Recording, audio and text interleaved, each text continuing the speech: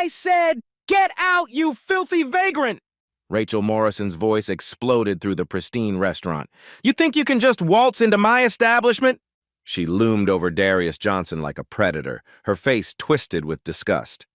The 42-year-old black man remained seated, his calm demeanor only fueling her rage.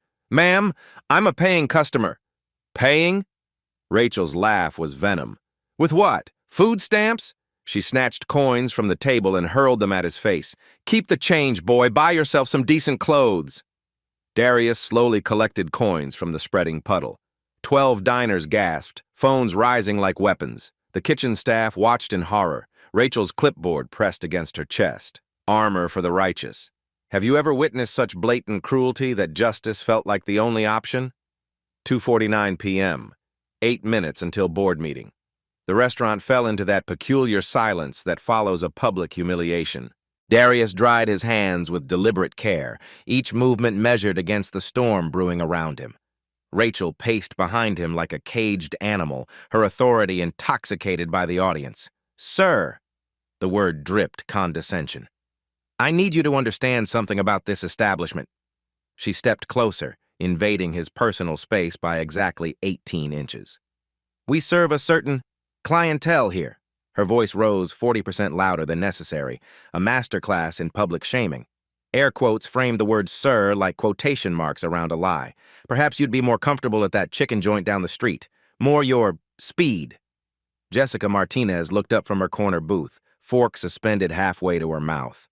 The 28-year-old influencer had 847,000 Instagram followers and a nose for viral content. Her thumb swiped to Instagram Live. Y'all are not going to believe what I'm witnessing right now at Meridian Bistro. The viewer count jumped from 1,200 to 3,400 in 60 seconds. Darius checked his phone discreetly. 2:52 p.m. Board meeting in 5 minutes. A text from his assistant glowed on the screen. Conference room ready. Investors arriving. Listen, friend. Rachel's tone could freeze water. I've been managing restaurants for 12 years. I know trouble when I see it. Her eyes swept his appearance with theatrical disgust. That cheap polyester sweater, those knockoff jeans. You're either here to cause problems or beg for handouts. She gestured toward other patrons. Look around. See anyone else dressed like they raided a thrift store? What Rachel didn't notice was the Patek Philippe watch on his wrist. $85,000 retail, worn with the casual indifference of generational wealth. Or the American Express Centurion card glimpsed briefly when he'd reached for his wallet. The first-class boarding pass from yesterday's flight to Atlanta still protruded from his back pocket. And certainly not the Hermes leather portfolio resting against his leg containing documents marked Johnson Restaurant Group, LLC. Michael! Rachel snapped her fingers at a server. Please escort this gentleman out. He's making our respectable guests uncomfortable. Michael, a college student working for tips, shifted nervously. Ma'am, I don't think... That wasn't a request. Rachel's voice could cut glass. Darius spoke quietly. I'd like to speak with the owner. Rachel's laugh echoed through the dining room. Honey, the owner doesn't deal with situations like this. That's what management is for. She tapped her name tag with mock pride. And management says you need to leave. Now. At table 7, an elderly couple whispered urgently. The woman clutched her purse tighter. At table 12, a young professional couple filmed discreetly, their phones angled to capture the confrontation. 3 businessmen at the bar exchanged smirks, one making a comment about knowing your place. In the kitchen, 2 cooks peered through the pass-through window, their faces etched with concern. Jessica's live stream exploded with comments. This is 2025 and this is still happening? Someone find out what restaurant this is. Boycott Meridian Bistro. Recording everything for evidence. The viewer count hit 8,400. Marcus Brooks, food blogger behind the Real Foodie Voice with 156,000 followers, walked through the front door for his scheduled 3 p.m. review. He immediately recognized the tension, his journalistic instincts kicking in. His phone started recording. Rachel sensed her moment slipping. The crowd was turning, phones multiplying like digital antibodies. She needed to end this quickly, decisively. You know what? Her voice rose another octave. I'm calling security. She pulled out her phone with theatrical flourish. We don't tolerate vagrants harassing our customers. 2:54 p.m. 3 minutes until meeting Darius received another text. Mr. Johnson, should we delay the board meeting? Legal team is standing by. The message notification seemed to embolden Rachel. She glimpsed the screen, likely assuming it was some legal aid service or social worker. Oh, calling your lawyer? She practically cackled. What's he going to do, sue us for discriminating against the dress code? She pointed at the exit with a dismissive hand gesture that could have been choreographed for maximum insult. There's the door, sir. Use it before this gets ugly. The elderly woman at table 7 finally found her voice. This is disgraceful. Rachel beamed, misreading the comment's target. Thank you, Mrs. Whitmore. At least someone appreciates maintaining standards. But Mrs. Whitmore was staring at Rachel with undisguised horror. The restaurant phone rang. Melissa Parker, the 22-year-old hostess, answered with trembling hands. Meridian Bistro, how may I... Her face went pale. Hold on, please. Jessica's live stream reached 12,000 viewers. Comments flooded faster than she could read. Get her name. Expose this racist. Where is this restaurant? Marcus Brooks uploaded his first video clip to TikTok. Racist restaurant manager exposed. This is happening right now. Views, 1,200 and climbing. Darius stood slowly, water still dripping from his clothes. The movement was fluid, controlled, like a panther preparing to strike, but his voice remained steady, almost conversational. Ma'am, are you absolutely certain you want to call security? Rachel's confidence faltered for exactly half a second. Something in his tone, his posture, the way he held himself despite her assault. It didn't match her narrative, but she was too far in to retreat now. Dead certain, boy. 2:55 p.m., 2 minutes remaining. The restaurant's back office door swung open with the force of approaching cavalry. Derek Wilson emerged, his assistant manager badge catching the overhead lights like a shield. At 41, he carried himself with the swagger of someone who'd never been told no by anyone who mattered. Rachel, what's the situation here? His voice boomed across the dining room, designed to intimidate. Vagrant refused to leave, Rachel replied, her confidence restored by reinforcements. Claims he wants to speak to ownership. She said the last word like a punchline. Been harassing customers, demanding free food, typical sob story. Derek sized up Darius with the practiced eye of a bouncer. Simple clothes, wet from the spilled water, coins still scattered at his feet. The math was simple in Derek's world. Poor plus black plus persistent equaled trouble. Sir, you need to exit immediately or we'll call security. He pulled out his phone like a weapon. This is your final warning. We don't negotiate with freeloaders. Darius remained seated, his posture unchanged. I'm not freeloading, I'm a customer. Customer? Derek snorted. Customers pay their bills and leave tips. They don't sit around begging for handouts. He gestured at the scattered coins. What's next? Asking for our leftovers. 2:56 p.m., 1 minute remaining. The front door chimed and 2 security guards entered with the confidence of men who knew their purpose. Big Jim towered at 6'4" and 280 pounds. His private security uniform stretched tight across his chest. Tony, shorter but wiry, wore the casual clothes of an off-duty police officer moonlighting for extra cash. Is this the troublemaker? Big Jim's voice could move furniture. He's been harassing customers for 15 minutes, Rachel lied smoothly, her story evolving with each retelling. Demanding money, making threats, refusing to leave when asked politely. I never made any threats, Darius said quietly. That's what they all say, Tony chimed in, his police training evident in his aggressive stance. Look, buddy, you can walk out on your own 2 feet or we can help you. Your choice. Jessica's live stream peaked at 23,000 viewers. The comments became a waterfall of rage. Call the police on the real criminals. This is what systemic racism looks like. Someone docks this restaurant. Get his name so we can help him. #Meridian Bistro racism started trending locally within minutes. Screenshots flooded Twitter and Facebook. A news intern at Channel 7 monitoring social media feeds sent an urgent message to the newsroom. Potential story developing at downtown restaurant. Discrimination incident going viral. 25K plus watching live. Marcus Brooks uploaded his 45-second TikTok clip with the caption, Racist restaurant manager exposed. This is happening right now. The video hit 50,000 views in 3 minutes, with comments pouring in from across the country. Additional food bloggers and local influencers alerted by social media began arriving outside the restaurant. Word was spreading through the city's social justice networks like wildfire. 2:57 p.m. meeting should have started. Darius found himself in the eye of a hurricane. Rachel stood directly in front of him, arms crossed like a fortress, her face flushed with righteous anger. Derek flanked his right side, phone ready to dial 911, recording everything for evidence. Big Jim blocked the exit with the casual efficiency of a human wall. Tony's hand rested on his radio, ready to call in backup from his police contacts. 12 restaurant patrons had abandoned any pretense of eating.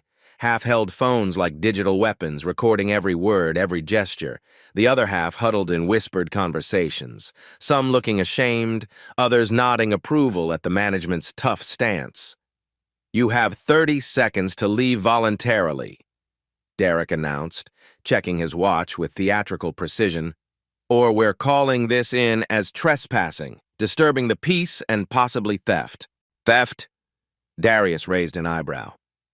"Those coins didn't pay for a full meal," Rachel said with vicious satisfaction. "Dine and dash is a crime in this city." "This is a respectable establishment," Derek added, his voice rising for the phones. "We serve senators, judges, business leaders, people who matter. We can't have just anyone wandering in off the street." The elderly woman at table 7, Mrs. Whitmore, stood abruptly. "This is absolutely disgusting." She threw her napkin on the table and walked toward Darius with the determination of someone who'd lived through actual history. "Sir, I am so sorry. This is not who we are. This is not who America is supposed to be." Rachel spun on her like a weather vane in a hurricane. "Mrs. Whitmore, please return to your seat. We're handling this according to company policy." "Company policy?" The 70-year-old woman's voice could strip paint. "Your policy is to humiliate paying customers? To throw money at human beings like they're animals?" She pulled out her phone with arthritic but determined fingers. "I'm calling the Better Business Bureau, and the newspaper, and Channel 7, and anyone else who will listen." The tide was turning, and Rachel felt it like quicksand beneath her feet. More diners were standing, murmuring among themselves. The young professional couple at table 12 approached with their phones recording. "Excuse me," the woman said to Darius, her voice gentle but firm. "Are you all right? Do you need us to call someone? A lawyer? Family?" "He needs to call a taxi," Rachel snapped, but her voice cracked slightly. The authority was leaking out of her performance like air from a punctured tire. A businessman from the bar area shouted, "Just throw him out already! Some of us have real jobs to get back to!" But his comment was drowned out by competing voices. "Leave him alone! This is disgusting! Someone call the real police! Get their names, all of them!" The restaurant had become a battleground, with Darius at the center, calm, unmoved, almost serene amid the chaos swirling around him. Darius pulled out his phone with deliberate calm. "I understand your concern about maintaining standards." His voice cut through the chaos like a conductor quieting an orchestra. "Before you make any calls, I'd like you to call this number." He turned the screen toward Rachel and Derek. Number displayed. Johnson Restaurant Group, LLC, Executive Assistant. Rachel scoffed, but sweat beaded on her forehead despite the air conditioning. "We're not calling your lawyer, friend. Nice try with the fake company name." "Not my lawyer," Darius said quietly. "My employee." The words hung in the air like smoke from a gunshot. Derek laughed, too loudly, too forced. "Right. And I'm the governor of California." "Johnson Restaurant Group? What's next? You own McDonald's, too." But something in Darius's tone made Big Jim step back slightly. Tony's hand moved away from his radio. The man's calm was unnatural, unsettling. Most people facing this kind of pressure would be shouting, pleading, or backing down. Instead, Darius stood like a man holding all the cards. 2:58 p.m. His phone buzzed with another message. "Board members asking about delay, legal team standing by. Should we start without you?" The restaurant phone rang again. Melissa, the hostess, answered with shaking hands. "Meridian Bistro, how may I—" Her eyes widened. "Hold on." She covered the mouthpiece and called out, Rachel, there's a call for you. Says it's about the owner, something about Mr. Johnson. Rachel's irritation flared like a struck match. Not now, Melissa. Can't you see we're dealing with a situation? She says it's urgent. About Mr. Johnson and some kind of meeting that was supposed to start. The dining room fell silent except for the kitchen's mechanical hums and Jessica's whispered live stream commentary. The name hung in the air, common enough to be coincidental, specific enough to be unsettling. Derek forced another laugh, but his voice sounded hollow. Johnson? What a coincidence. Must be some other Johnson. Rachel's clipboard trembled almost imperceptibly in her hands. Tell whoever it is that we're busy. Management doesn't take random calls during business hours. 2:59 p.m. The silence stretched like a taut wire ready to snap. Jessica's live stream reached 31,000 viewers, the comments moving too fast to read. Marcus Brooks started his third TikTok video, sensing something monumental about to unfold. Darius calmly opened his Hermes portfolio, a detail everyone had overlooked in the chaos. The leather was butter soft, clearly expensive, but Rachel and Derek were too intoxicated by their own authority to notice. He extracted a single document and placed it face down on the nearest table. Rachel, Derek, I'd like you to look at this. His voice carried a new weight now, like a judge about to deliver a verdict. The restaurant held its collective breath. He flipped the document over. Meridian Bistro, deed of ownership owner, Darius Johnson Johnson Restaurant Group, LLCA acquired, March 15, 2023. Rachel's clipboard clattered to the floor like a gavel dropping. The sound echoed through the stunned silence. Derek's mouth opened, but no words emerged. His phone slipped from nerveless fingers. Big Jim looked confused, his certainty evaporating like steam. He stepped backward instinctively. Tony reached for his radio, then stopped mid-motion, his police training warring with the impossible reality before him. I bought this restaurant 2 years ago, Darius said quietly, his voice cutting through the silence like a blade through silk. Today was supposed to be my first unannounced visit. The words hit the room like a physical force. At table 7, Mrs. Whitmore gasped audibly, her hand flying to her chest. At table 12, the young couple stopped filming, their phones forgotten as they stared in disbelief.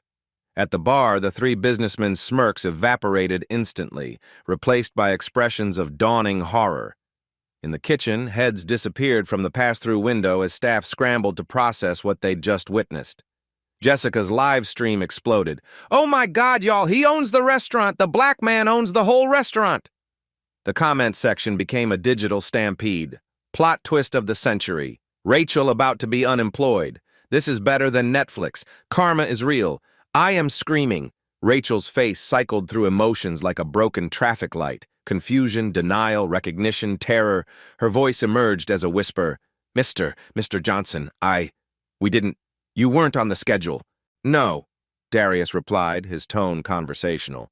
I wasn't. Derek found his voice, panic bleeding through every syllable. Sir, there's been a terrible misunderstanding, a communication breakdown. If you had known what? Darius interrupted gently. That I own the building? That I sign your paychecks? Derek stammered. We would have. The protocols are different for what, Derek? For people who look like me? The question hung in the air like an accusation. Rachel tried to salvage the unsalvageable. Mr. Johnson, I was just protecting the restaurant's image. Standard operating procedures. You have to understand, we get all kinds of people. Her voice trailed off as she realized what she'd just said. All kinds of people. Darius repeated slowly. Like me. The ice in his voice could have frozen the Mediterranean. Marcus Brooks's newest TikTok video went live. Restaurant owner reveals identity after racist treatment, Part 3. Views climbed exponentially, 10K, 25K, 50K in minutes. But Darius wasn't finished. He checked his phone. 3:01 p.m. Board meeting officially late. Rachel, do you know what today's board meeting was about? She shook her head, unable to speak. We were voting on whether to keep current management or replace the entire team. He reached into his portfolio again and produced a second document. Meridian Bistro, Management Review. Recommendation, complete staff overhaul. Effective date, today's date, status, pending board approval. Derek's knees nearly buckled. Mr. Johnson, please, we can explain. Explain what? That you threw coins at your employer? That you called security to remove the man who pays your salary? That you lied to these officers about my behavior? Big Jim and Tony exchanged glances, both realizing simultaneously that they'd just threatened to forcibly remove a restaurant owner from his own establishment. Tony's police instincts kicked in. This was about to become a lawsuit with their names on it. Both security guards quietly began moving toward the exit. The restaurant phone rang again. Melissa approached with trembling steps. Mr. Johnson, your assistant is on line 1. She says the investors are asking about the delay and the lawyers want to know if they should prepare the termination paperwork. The words termination paperwork hit Rachel and Derek like physical blows. Tell her I'll be right there, Darius said calmly. Then, turning to Rachel, unless there's anything else you'd like to say to me? Every customer in the restaurant now realized they'd witnessed a complete power reversal. The man they'd watched being humiliated, degraded, and threatened was actually the person with ultimate authority over everything they'd just witnessed. Kitchen staff slowly emerged from hiding to peer through the doorway, their faces mixing relief with anticipation. Jessica's live stream reached 38,000 viewers as word spread through social media like wildfire. Screenshots were being shared across every platform. Local news vans were already en route. Food bloggers throughout the city were republishing the videos, adding their own commentary about justice served and assumptions destroyed. Rachel made one last desperate attempt. Mr. Johnson, we have policies about, you have to understand, we see all kinds of... There's that phrase again, Darius said, his voice carrying the quiet authority of absolute power. All kinds of people, like me. The silence that followed was deafening. At that moment, everyone in Meridian Bistro understood that they'd just witnessed something extraordinary, a complete reversal of assumed power, captured live and broadcast to tens of thousands of viewers. The coins Rachel had thrown at Darius still lay scattered on the floor around his feet, a perfect metaphor for the shattered assumptions littering the restaurant. 3:03 p.m. Darius opened his portfolio with the methodical precision of a surgeon preparing for operation.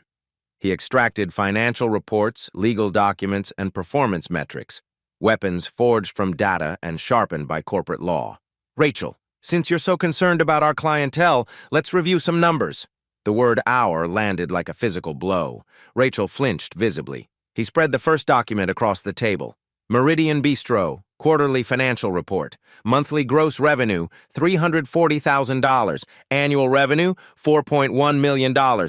Profit margin, 23%. His finger traced the numbers with clinical detachment. Industry average is 15%. We outperform 90% of comparable establishments. Derek swallowed hard, his Adam's apple bobbing like a fishing lure.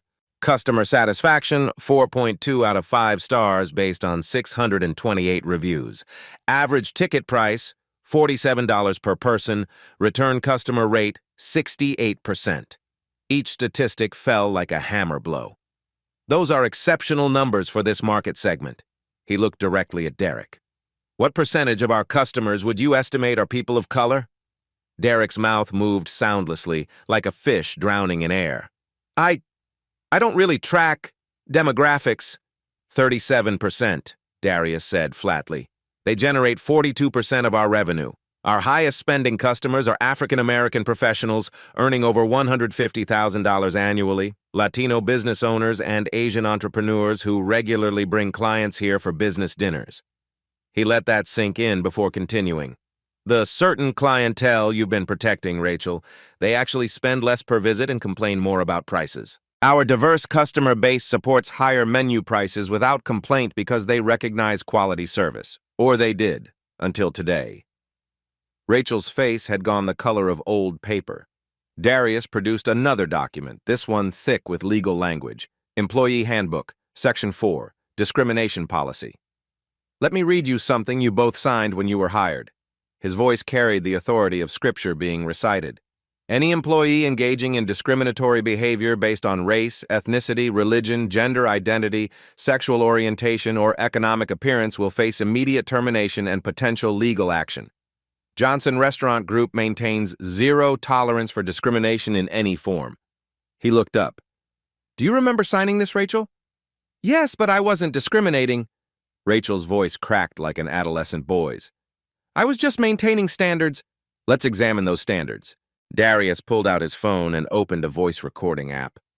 For the record, what did you mean when you told me I'd be more comfortable at the diner down the street? The question hung in the air like smoke from a fired gun. That wasn't, I meant... Rachel's stammering filled the silence.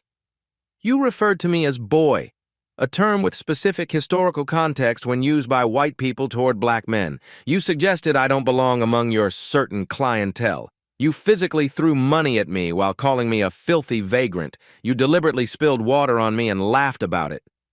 Darius's voice never rose above conversational level, but each word carried the weight of an avalanche. All captured on live stream with 42,000 witnesses and climbing. He turned to Jessica, who sat frozen with her phone still broadcasting. Miss, you've been recording this interaction from the beginning? Yes, sir. Over 42,000 people watching live. It's been shared thousands of times already. Jessica's voice was barely a whisper. Would you mind sending that recording to our legal department for documentation purposes? Of course, Mr. Johnson. Should I end the stream now? Not yet. Transparency is important. Marcus Brooks stepped forward, his food blogger credentials now seeming inadequate for the magnitude of the story unfolding. I've got everything from multiple angles, posted to TikTok, Instagram, Twitter, and my blog. Combined views are approaching 800,000 across platforms. Local news stations are already calling me for the footage. Excellent. Documentation is crucial in discrimination cases. Darius pulled out his phone and made a call on speaker. The ringtone echoed through the silent restaurant. Johnson Restaurant Group Legal Department, this is Sandra. Sandra, it's Darius. I need you to review the Meridian situation immediately. Yes, sir, we've been monitoring social media. The incident is trending nationally now. Do we have comprehensive evidence? Video from multiple angles, audio recordings, 40,000 live witnesses, and documented policy violations. Both state and federal discrimination statutes apply. I'll prepare the standard termination documents and begin damage control protocols. Should I contact our crisis management firm? Not yet. Let's handle this internally first, but prepare for media inquiries. He ended the call and looked at Rachel and Derek with the expression of a man calculating profit margins. Derek found his voice, desperation bleeding through every syllable. Mr. Johnson, there's been a terrible misunderstanding. If we had known who you were... Stop. Darius held up his hand. That sentence tells me everything I need to know. If we had known who I was, so your behavior changes based on someone's perceived status? Derek's mouth opened and closed soundlessly. Let me be clear. I don't want respect because I own this restaurant. I want respect because I'm a human being. The fact that you can only offer apologies after learning my identity proves the discrimination was intentional. 3:05 p.m. Rachel, Derek, here are your options. Choose carefully. Your futures depend on it. He spoke with the calm precision of a surgeon explaining a terminal diagnosis. Option A, immediate resignation.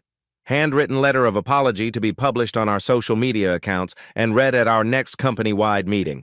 Forfeiture of final month's salary, $8,400 combined, to the local NAACP chapter.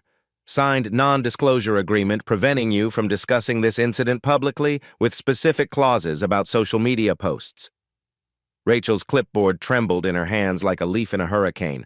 Option B, termination for cause, no severance pay, no positive references, legal action for violating company discrimination policy. Public statement on our website and social media detailing specific reasons for dismissal. Permanent ban from employment at any Johnson Restaurant Group property. Derek's face had gone gray as concrete. Option C. We can discuss this with corporate attorneys and see where workplace discrimination lawsuits typically settle these days. I should warn you, we have excellent lawyers and unlimited resources for litigation. He leaned back in his chair, completely relaxed. Some context for your decision. This establishment holds a $2.3 million liability insurance policy. Discrimination lawsuits in this city average $240,000 in settlements, but awards can reach 7 figures with video evidence this clear. The numbers hit Rachel like physical blows. Our legal team is Brennan, Caldwell & Associates. They specialize in employment law and have a 97% success rate. Last year, they secured a $1.8 million judgment against a hotel chain for similar discrimination. The name recognition was immediate. Brennan, Caldwell, and Associates were the sharks of employment litigation, the firm that had taken down 3 major corporations the previous year. Professional consequences, Darius continued conversationally. Restaurant industry networking is surprisingly small. Word travels fast about managers who create liability issues for their employers. Background checks for management positions are thorough these days. Google searches are forever. Rachel's breathing became shallow, rapid. Digital consequences? 45,000 people have now witnessed this interaction. Screenshots don't disappear. Search engines don't forget. Your names are already trending on multiple social media platforms. By tomorrow, this video will have millions of views. He pulled out another document. Johnson Restaurant Group, LLC. Corporate structure. This company owns 17 restaurants across 4 states: California, Nevada, Arizona, and Texas. Combined annual revenue, $73 million. We employ 1,200 people. Regional management conferences, industry trade shows, professional associations. Your behavior today affects my company's reputation in 4 major markets. Derek found his voice. Mr. Johnson, we had no idea. No idea of what? Does discrimination have consequences? Do your actions represent this company? That people of color might actually have power in corporate America? The questions hit like haymakers in a boxing match. I've been in this industry for 15 years. Started as a busboy, worked every position, earned my MBA from Wharton, built this company from nothing, and today, 2 of my own employees treated me like garbage based solely on my appearance. The personal revelation silenced the room completely. Darius stood and addressed the kitchen staff who had emerged to witness the confrontation. Anyone who witnessed this interaction, please know you're protected under our whistleblower policy. No retaliation for honest testimony about workplace discrimination. Your jobs are secure. He turned to Melissa, the hostess. Your professionalism during this situation has been noted positively in your personnel file. You'll receive a commendation and a raise, effective immediately. The young woman nearly collapsed with relief. 3:07 p.m. I'm waiting for your decision. You have 2 minutes. Rachel's voice emerged as a whisper. Mr. Johnson, I choose option A. Same, Derek croaked. Option A, please. Wise choice. Resignation letters handwritten now. Include specific acknowledgement of discriminatory behavior and unconditional apology. Security badges and keys on the counter. You have 10 minutes to clean out personal items from your lockers. He pulled out his phone again. HR department? We need interim management at Meridian immediately. Yes, the discrimination incident. Both managers have resigned. Send Maria from corporate and the diversity training coordinator as well. To Melissa. Contact facilities management. New locks were installed within 2 hours. Full security system review by end of business today. The restaurant had transformed into a corporate war room, with Darius as the commanding general executing a flawless victory. 3:15 p.m., the walk of shame. The back office door opened with the finality of a coffin lid. Rachel emerged first, clutching a small cardboard box against her chest like armor that had already failed. Her resignation letter, 3 pages of handwritten apologies, crinkled in Darius's jacket pocket. She walked through the dining room she'd ruled just minutes before. 12 pairs of eyes followed her journey from authority to exile. The silence was absolute except for the soft scrape of her heels against marble floors where coins still glittered, evidence of her earlier performance. Derek followed, his own box even smaller, his shame deeper. The 30-foot walk to the exit stretched like a mile through enemy territory. Neither spoke. Neither looked up. The door closed behind them with a sound like thunder in the distance. Spontaneous applause erupted from table 7. Mrs. Whitmore stood slowly, her weathered hands clapping with deliberate rhythm. Others joined, the young professional couple, the businessmen at the bar, even kitchen staff emerging from behind the counter. The sound filled the restaurant like rain after drought. 3:18 p.m. Digital wildfire. Jessica ended her live stream with 49,000 viewers watching. Y'all, I have never seen anything like this. Justice served in real time. Her final highlights package would be shared 1,200 times within the hour. The numbers told their own story. *##. Meridian Bistro Justice trending nationally within 90 minutes. Asterisk Marcus Brooks's TikTok series. 1.4 million views and climbing. Asterisk local news vans arriving in the parking lot. Asterisk restaurant phone ringing nonstop with reservation requests. But Darius barely noticed the digital celebration. He was focused on something more important, making sure this never happened again. 3:22 p.m. Immediate action. Maria Santos arrived from corporate headquarters with the efficiency of a crisis response team. As director of operations for Johnson Restaurant Group, she'd seen her share of emergencies, but nothing quite like this. "Legal is monitoring social media," she reported, settling into the booth across from Darius. "PR wants to capitalize on the positive response. The board is scheduling an emergency meeting to discuss company-wide policy changes." Darius barely looked up from the documents he was reviewing. "Good. But we're not waiting for board approval. Changes start today." He'd been in the restaurant business long enough to know that momentum dies quickly. The public's attention would move to the next viral video within days. Real change required immediate implementation while people were still paying attention. 3:25 p.m., the technology solution. Within 2 hours, Darius had authorized the development of something unprecedented in the hospitality industry. A real-time discrimination reporting system that would revolutionize customer service accountability. "Every table gets a QR code with their receipt," he explained to the IT specialist who'd arrived from headquarters. "Customers can report incidents anonymously, upload photos or videos, and track resolution in real time." The app would include features that seemed like science fiction but were entirely possible.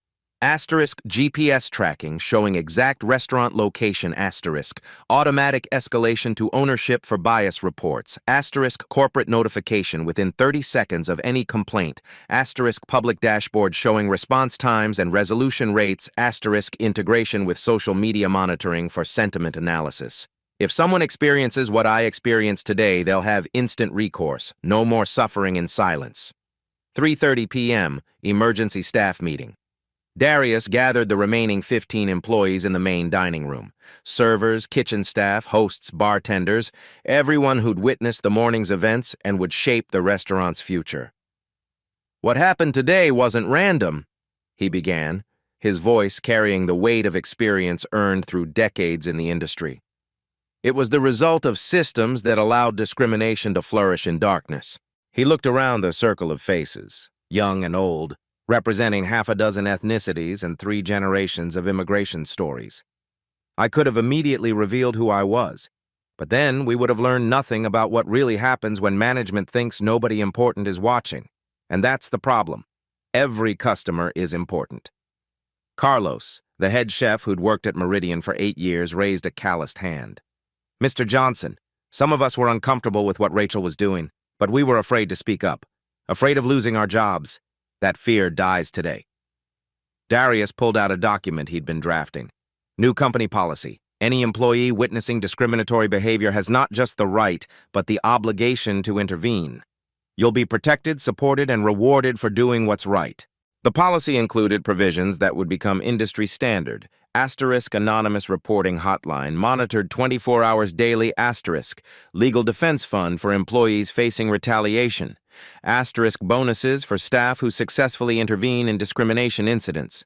Asterisk immediate investigation protocols with results published within 48 hours. 3:45 p.m. Community partnership. "We're not just changing internal policies," Darius continued.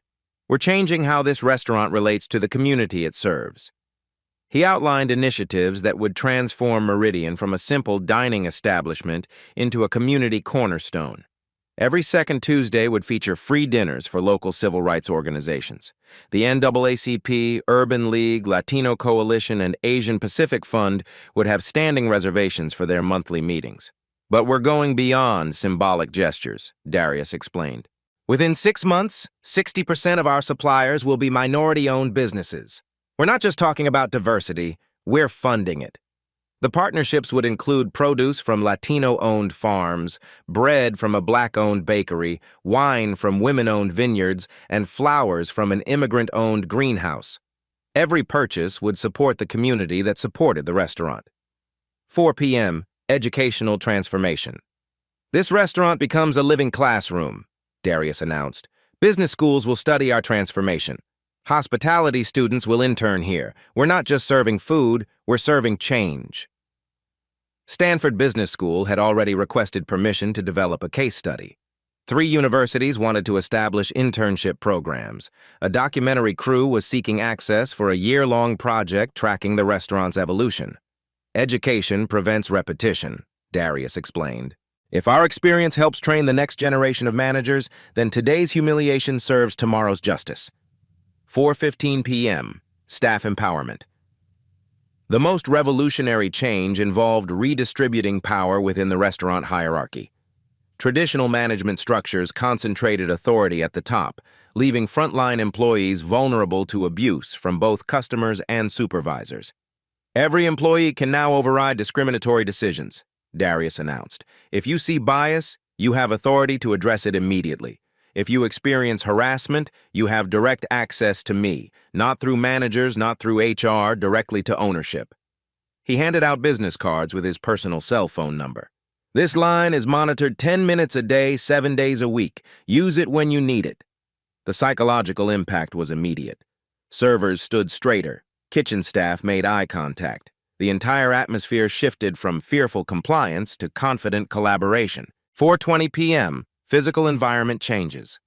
While policies address systemic issues, Darius understood that environment shaped behavior. Within 1 week, Meridian would undergo a complete cultural makeover. Artwork from local Black, Latino, and Asian artists would replace generic restaurant decor. The music playlist, curated by staff, would represent 12 different cultural traditions. A community bulletin board would showcase neighborhood minority-owned businesses.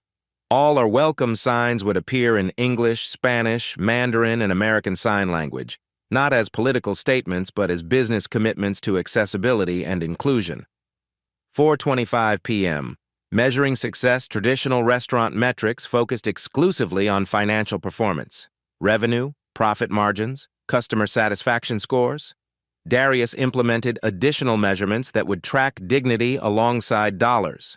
Staff retention rates by ethnicity and gender, incident report resolution times, community partnership engagement levels, social media sentiment analysis, supplier diversity percentages. What gets measured gets managed, he explained. If we only track money, we only value money. But if we track respect, inclusion, and community impact, we create value that transcends profit. 4:30 p.m. Immediate results. The transformation's impact was measurable within hours. The restaurant's social media accounts gained 400 new followers. Local news stations requested interviews. Reservation calls increased by 60%, with callers specifically mentioning the Justice video. More importantly, 3 hospitality professionals submitted job applications wanting to work somewhere that stands for something. 2 local restaurants called asking about implementing similar policies. A hospitality trade magazine requested an interview about revolutionary management practices. Mrs. Whitmore approached as Darius reviewed the afternoon's developments. "Young man, I've been dining in this city for 70 years, she said, her voice carrying the authority of lived experience. I've never seen anything like what you accomplished today. Not just justice, education. You turned hatred into hope." She leaned closer, lowering her voice conspiratorially. "I'm bringing my bridge club next week. 12 women with serious spending power and even more serious opinions about how businesses should treat people." 4:35 p.m., looking forward. As evening approached, Darius surveyed the transformed restaurant. The same physical space that had witnessed his humiliation now hummed with new energy. Diverse staff served diverse customers with genuine enthusiasm rather than fearful compliance. The coins from Rachel's assault had been collected and donated to the local Civil Rights Museum. In their place lay something more valuable, a business model where respect wasn't just policy, it was profit. The phone continued ringing with reservation requests. Social media mentions remained overwhelmingly positive. But the real victory was smaller and larger simultaneously.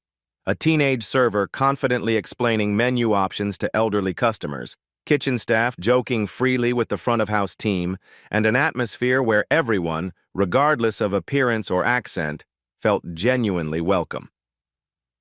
Change had arrived at Meridian Bistro not through corporate mandate or legal requirement, but through the simple recognition that treating people with dignity was both morally right and economically smart. Tomorrow will bring new challenges. But tonight, justice prevailed. 1 week later, the transformation. Darius sat in booth 7, the same spot where Mrs. Whitmore had first stood up for him. Afternoon sunlight streamed through windows that had witnessed a moment of injustice transform into lasting change. The table held fresh orchids, a gift from the Korean Business Association, one of 12 community groups now partnering with Meridian. The lunch rush buzzed around him. Mixed conversations in English, Spanish, and Mandarin created a symphony of inclusion. Behind the bar, Maria Santos, the teenager who'd been too scared to speak up before, confidently trained 2 new hires on the restaurant's anti-discrimination protocols. "People keep asking why I didn't immediately reveal who I was," Darius said to the Chronicle reporter, adjusting her recording device. "The answer reveals everything about how change really works." He gestured toward the dining room where a black tech executive shared lunch with her elderly white mother, while at the next table, a Latino construction crew celebrated a completed project alongside their Asian American client. You can't fix what you can't see. Rachel and Derek weren't monsters. They were products of systems that taught them to judge worth by appearance. If I'd flashed my ownership papers immediately, they would have changed their behavior without changing their thinking. The reporter leaned forward. But surely you could have avoided the humiliation. Humiliation builds character when it leads to transformation. What happened to me happens to thousands of people every day. They just don't own the building. My privilege came with responsibility to use that moment for something bigger than personal satisfaction. The numbers tell the story. 6 months later, the results spoke louder than any speech. Meridian Bistro's revenue had grown 31%. Staff turnover dropped to 8%, the lowest in the company's history. Customer satisfaction scores reached 4.8 out of 5, with comments consistently praising the welcoming atmosphere and authentic respect for all customers. But Darius cared more about different metrics. "We track dignity now, not just dollars," he explained, pulling out his tablet. Anonymous monthly surveys ask staff whether they feel empowered to address bias. Results hover at 94% positive. Customer diversity has increased 40%, not because we marketed to different communities, but because word spreads when people feel genuinely welcomed. The ripple effects had exceeded every projection. 27 other restaurants adopted the Meridian model within 6 months. Johnson Restaurant Group received 847 job applications from hospitality professionals wanting to work somewhere with real values. Personal roots, universal principles. "My father drove city buses in Detroit for 32 years, Darius continued, his voice softening with memory. William Johnson never missed a shift, never complained about passengers who looked through him like furniture. My mother Dorothy cleaned office buildings until midnight, invisible to executives who couldn't be bothered to learn her name." He paused, watching a young black server confidently explain menu options to a family of tourists. "They taught me respect isn't earned through wealth or power. It's owed to every human being breathing. What happened here wasn't about revenge. It was about creating the workplace my parents deserved but never had. The personal had become universal. Harvard Business School now taught the Meridian method in their leadership curriculum. The restaurant received visits from managers across the hospitality industry, studying how respect translates directly to profit." Beyond the building. The transformation extended throughout the neighborhood. 8 new minority-owned businesses had opened within 3 blocks. Property values increased 18%, but longtime residents benefited through a community land trust Darius helped establish. "Change spreads like ripples in water," he observed, watching pedestrians flow past windows. "When one business commits to dignity, others follow. When customers experience real inclusion, they demand it everywhere." Mrs. Whitmore had become an unofficial spokesperson, bringing friends from across the city to experience the restaurant that got it right. Her 73rd birthday party filled Meridian's private dining room with 3 generations celebrating together. The broader impact continued expanding. Netflix had greenlit a documentary following 12 restaurant transformations inspired by the Meridian model. University researchers were analyzing how viral justice moments create sustainable institutional change. Your role in the story. Darius turned directly toward the camera, speaking with the intimacy of a friend sharing crucial advice. Every viewer has power they haven't fully recognized. When you witness discrimination, and you will, your response matters more than you think. He outlined 3 principles anyone could follow. Document when safe. Your phone becomes a shield protecting victims and creating accountability. Share responsibly using hashtags that build movements, not just outrage. #JusticeMatters carries more weight than #angry. Vote economically. Research businesses before spending money. Support establishments with diverse leadership and inclusive policies. Leave reviews celebrating positive experiences. They influence more decisions than complaints. Challenge personally. Examine your own assumptions. Interrupt bias when you see it, even in casual conversations. Support colleagues facing discrimination. These small acts accumulate into cultural transformation. The bigger movement. This story represents thousands happening daily across America, Darius explained. Black voices, uncut documents, real people creating real change in their communities.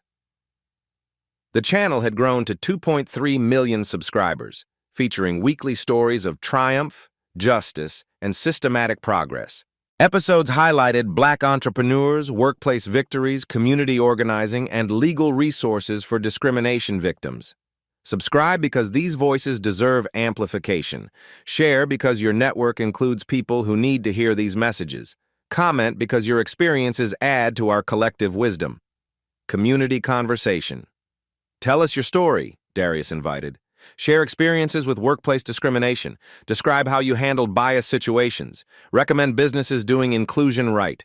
Every comment creates dialogue that educates and empowers others. The comment sections had become support networks. Viewers shared job leads, legal resources, and moral encouragement. Business owners asked for guidance implementing inclusive policies. Students requested internship opportunities at values-driven companies. Your engagement transforms individual stories into community movements. Tomorrow starts today. Darius stood, walking to the window overlooking the bustling street. His reflection merged with the scene outside, a neighborhood where diversity had become prosperity, where inclusion had generated innovation. I bought this restaurant because I love hospitality, the ancient art of making strangers feel welcomed and valued. What happened here taught me something profound. The most powerful force against discrimination is expectation. He faced the camera directly. When we consistently expect better, demand better, and support better, we make discrimination impossible, not because we eliminate prejudiced people, but because we create systems where bias has consequences and inclusion has rewards. The camera pulled back, showing the full restaurant, diverse staff serving diverse customers in harmony that felt both natural and revolutionary. You just watched change happen in real time. Now you can create it in your world. Subscribe to join this movement. Share to expand our reach. Comment to add your voice to the conversation. His final words carried the weight of possibility. Justice isn't just about punishment, it's about transformation. And transformation starts with ordinary people doing extraordinary things in ordinary moments. Like choosing respect over assumptions, like expecting dignity for everyone, like believing change is possible, and acting like it's inevitable. Tomorrow's world depends on today's choices. What will you choose? Subscribe to Black Voices Uncut, where every story changes everything. At Black Voices Uncut, we don't polish away the pain or water down the message. We tell it like it is because the truth deserves nothing less. If today's story spoke to you, click like, join the conversation in the comments, and subscribe so you'll be here for the next Uncut Voice.